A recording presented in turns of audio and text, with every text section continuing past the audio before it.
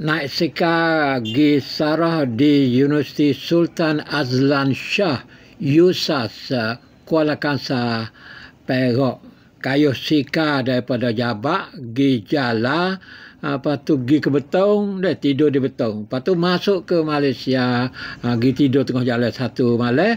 Kemudian kayuh sikar gi ke jalan kampung yang sunyi. Masuk hutan pun ada juga kerana sesak jalan. Selepas keluar hutan, berhenti minum di kedai kopi. Tuan kedai beritahu kata dalam hutan tu ada gajah banyak. Kadang-kadang ada rimau katik. Tapi Alhamdulillah saya tak nak jumpa gapo.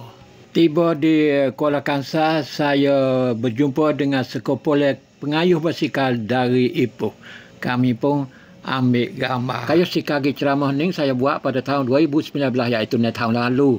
Saya menjadi tetamu Universiti Sultan Azlan Shah USAS ini beberapa hari, kira-kira seminggu gitulah. Saya diberi peluang berucap 3 kali dalam 3 majlis.